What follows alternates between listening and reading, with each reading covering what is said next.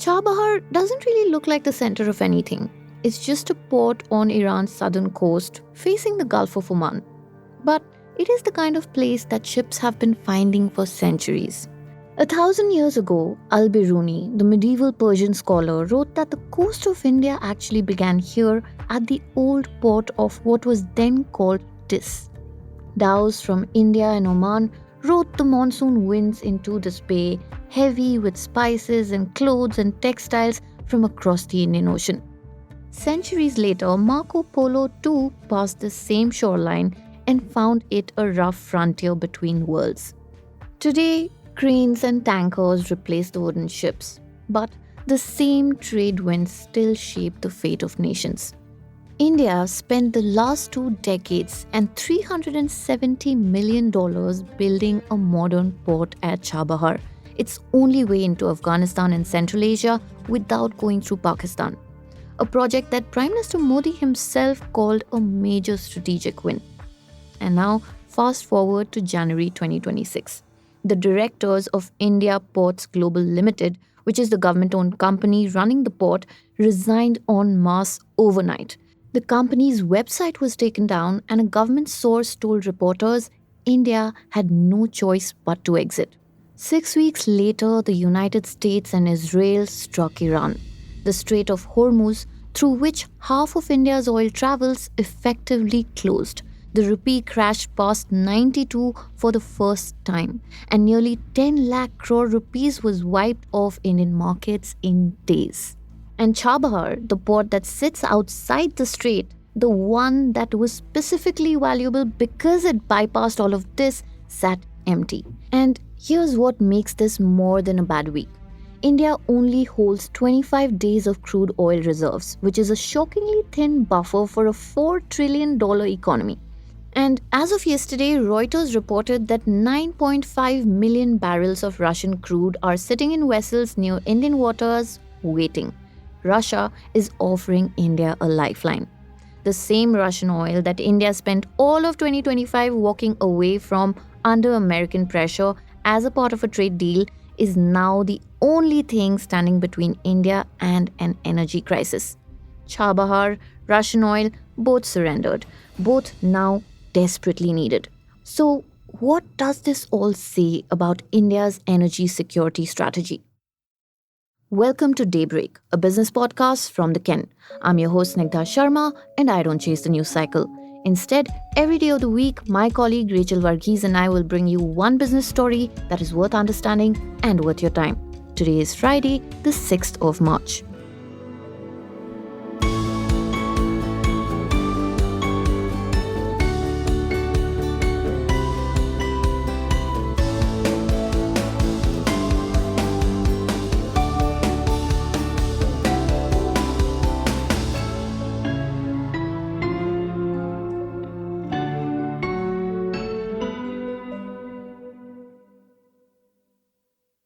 When Russia invaded Ukraine in 2022, India did something that was economically sensible and, crucially, something that Washington quietly had encouraged. The Biden administration had a problem. If Europe stopped buying Russian oil overnight, global prices would spike, and American consumers would feel it at the pump, and the inflation crisis would happen. The solution was to keep Russian oil flowing into global markets just at lower prices, which would in turn drain Moscow's revenues while preventing a supply shock. India, buying Russian crude oil, which was discounted, served both purposes perfectly. So the US looked the other way. At times, it even actively nudged India to keep buying. India, on its part, obliged, and Russian crude's share of its imports surged from under 3% before the invasion to around 36% by the financial year 2024-2025, making Russia India's single largest supplier for 3 consecutive years. India saved an estimated $17 billion compared to buying equivalent grades from elsewhere. Bob McNally, a former White House energy advisor, put it plainly. Joe Biden went to India after the invasion of Ukraine and begged them to take Russian oil. So, India was not really defying the West. It was, in fact, in the real sense, doing the West a favor. And then Trump came in. He not only reversed the policy, he refused to acknowledge the previous arrangement that had existed. By August 2025, Treasury Secretary Scott Bessent was calling India's behavior profiteering. And Trump went on to impose a 50% tariff on Indian exports as punishment for buying the oil that Biden had encouraged India to buy. Over the following months, the pressure escalated. Sanctions on Russia's two largest oil producers, Rosneft and Lukoil, made Indian compliance increasingly difficult. By February 2026, Trump announced a trade deal and claimed that Modi had agreed to stop buying Russian oil entirely, which is a commitment that India never officially confirmed, but refiners took seriously enough to start steering clear of Russian cargoes. Soon, Russia's share of India's crude oil imports had collapsed from 36% to around 21%, which is the lowest since late 2022. India had to replace those barrels with something else. And Trump's preferred answer was Venezuelan oil. India would buy the oil from US and Venezuela instead. In fact, the US government even gave Reliance Industries a general license to buy oil from Venezuela directly. But in practice, Venezuela barely produces 1 million barrels a day at full stretch. Even if all of it went to India, it would not replace Russia. So Venezuela was more like a concept and not a supply chain fix. So India turned back to where it had always been more comfortable, the Gulf, Saudi Arabia, Iraq, and the UAE. By February 2026, India's import of Middle Eastern crude rose to roughly 55%. Saudi Arabia reclaimed its position as India's top supplier. And this looked like a diversification. It had the structure of a diversification, multiple countries, multiple national oil companies, and decades of established relationships. But, and this is a big but, all of these suppliers ship through one exit point, the Strait of Hormuz.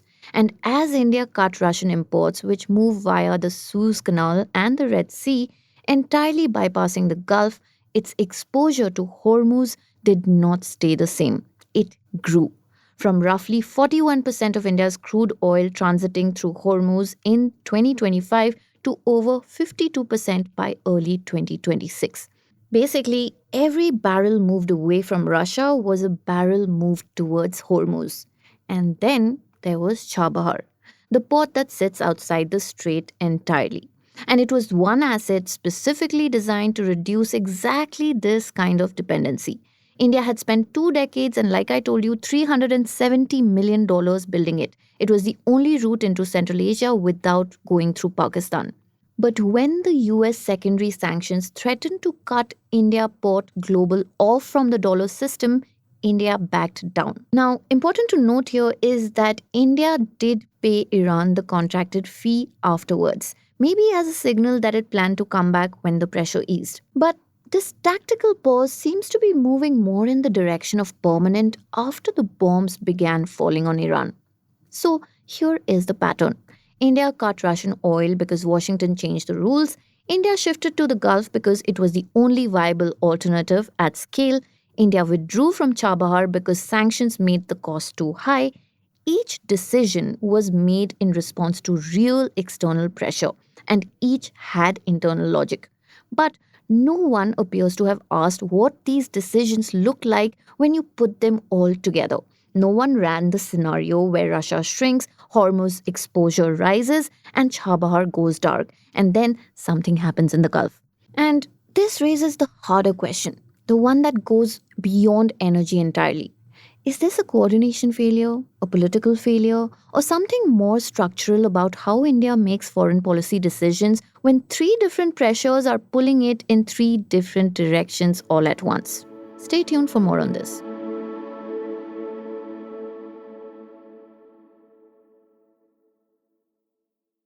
Yesterday morning, 2 Russian crude oil tankers began docking at Indian ports. The Odun at Paradeep in the Odisha coast and the Matari at Vadinar in Gujarat. Together, that is around 1.5 million barrels of Russian Urals crude. A third vessel, the Indri, was heading towards Singapore in the Arabian Sea earlier this week, and now it has made a sharp turn north towards India. All three were previously headed to East Asia, and all three changed course after the Strait of Hormuz effectively closed. And all three are sanctioned, blacklisted by the United Kingdom and the European Union. That happened last year.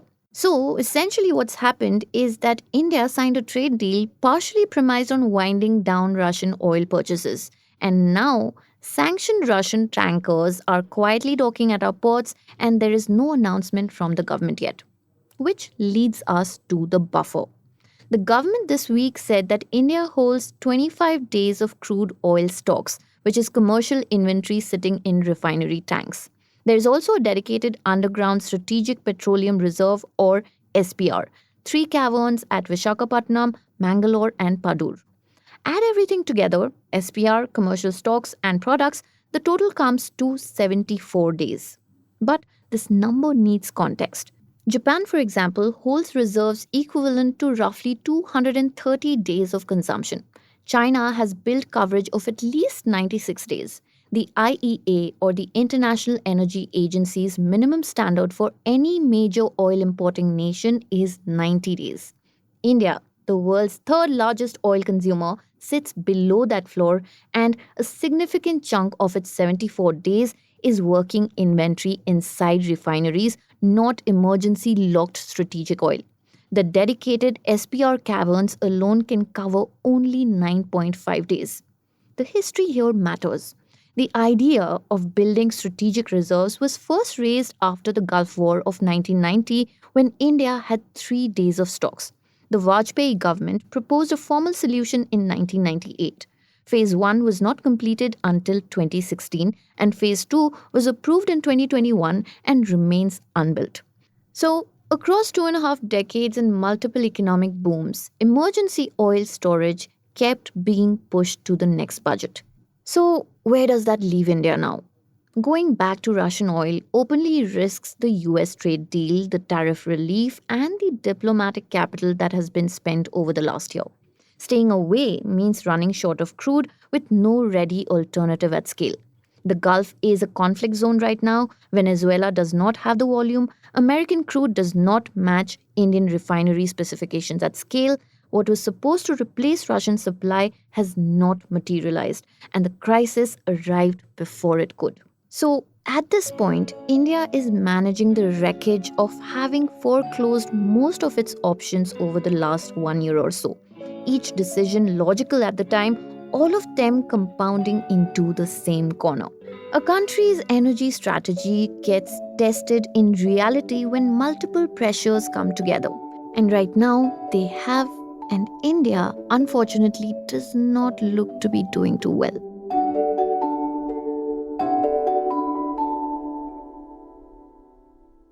Daybreak is produced from the newsroom of The Ken, India's first subscriber-focused business news platform. What you're listening to is just a small sample of our subscriber-only offerings, and a full subscription offers daily, long-form feature stories, newsletters, and a whole bunch of premium podcasts. To subscribe, head to theken.com and click on the red subscribe button on the top of the website. Today's episode was hosted and produced by my colleague Snigdha Sharma and edited by Rajiv CN.